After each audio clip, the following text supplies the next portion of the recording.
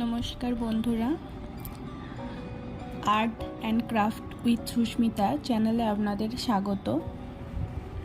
আজ আমি শেখাবো কি করে ক্লে দিয়ে অমলতাস ফুল বানানো যায় তার পদ্ধতি।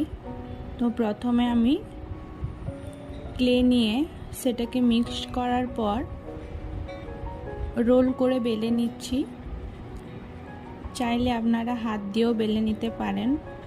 তো আমি এখানে একটা ছোট কার্ডবোর্ডের ইউজ করেছি যাতে আমার রোলটা পুরো সমানভাবে হয়। হাতের তালু দিয়ে করলে একটু অসমান হয়, একদিকটা সরু একদিকটা মোটা হয়ে যায়। তো আমি কার্ডবোর্ডের সাহায্যে বেলে নিলাম। এবারে কাঁচি দিয়ে ওই রোলটাকে একটু একটু করে কেটে নিচ্ছি যাতে আমার ফুলের পাপড়িগুলো আমি সমানভাবে করতে পারি, কোনোটা বড় ছোট না হয়ে যায়। তো আপনারা চাইলে ছুরি দিয়েও করতে পারেন, কাঁচি দিয়ে আমার সুবিধা হচ্ছে। তো আমার যতগুলো দরকার আমি কেটে নিয়েছি। দেন এবারে আমি হাত এবং আঙুলের সাহায্যে ওই ছোট ছোট টুকরোগুলোকে গোল বলের মতন করে নিলাম। এবারে ইউজ করব ক্লে টুল। এগুলো বিভিন্ন আকারের পাওয়া যায়। তো আমি একটা তার মধ্যে থেকে নিয়ে নিয়েছি। তো এটার সাহায্যে আমি ওই গোল আকারের যে বলের মতো করে নিয়েছি ক্লেটা, তার মধ্যেখানে প্রেস করব এবং একটু ডোংলানো টাইপের করে নেব। যেহেতু অমলতাস ফুলটা একটু গোল আকারের দেখতে হয়, মানে ভেতরটা খুব গভীর হয়, তো আমাকে এরকমভাবে করে নিতে হবে। তো আমি বারবার ধরে ওই টুলটা দিয়ে একটু মধ্যিখানটা প্রেস করে দিচ্ছি যাতে পাপড়িটা একটু ডোংলানো আকারের লাগে।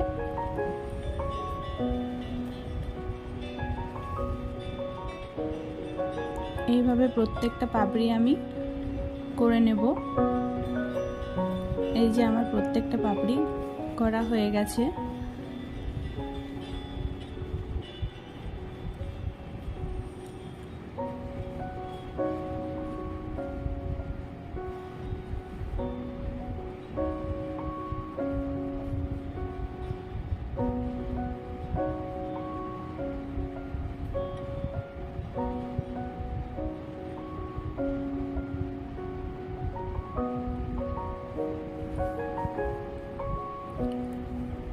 এখন আমি ফেভিক্রিলের এই আঠাটা ইউজ করেছি। চাইলে ফেভিকল দিয়েও করা যায়, কিন্তু ফেভিক্রিলের এই আঠাটা স্টিক খুব ভালো হয়, তাই আমি এটা দিয়ে স্টিক করে নেব। আমাকে বারবার ধরে খেয়াল রাখতে হবে যেমন অমলতাসের পাপড়িগুলো একটু ডোংলানো অবস্থায় থাকে, যেমন ভেতরটা গোল হয়।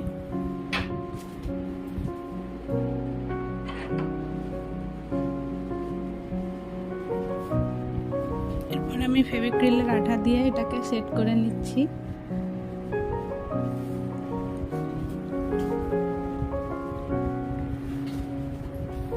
প্রত্যেকটা পাপড়ি গায়ে আমি আঠা লাগিয়ে একটার উপর আরেকটা দিয়ে স্টিক করছি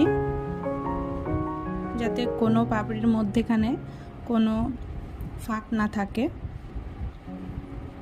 এরপর আবার ওই টুলটার সাহায্যে একটু করে করে পাপড়িগুলোকে গোল গোল করে ডোংলানো আকার করে নিচ্ছি।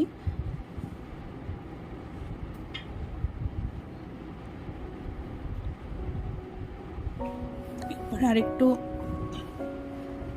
ক্লের টুকরো নিয়ে যে অমলতাসের মাঝখানে যে একটা লম্বাকার অংশ থাকে সেটা করার জন্য একটু টুকরো নিয়ে আবার মাঝখানে স্টিক করে নিলাম। দেন রেডি আমার অমলতাস ফুল। ভিডিওটা যদি ভালো লাগে থাকে তাহলে লাইক শেয়ার অবশ্যই করবেন। Thank you.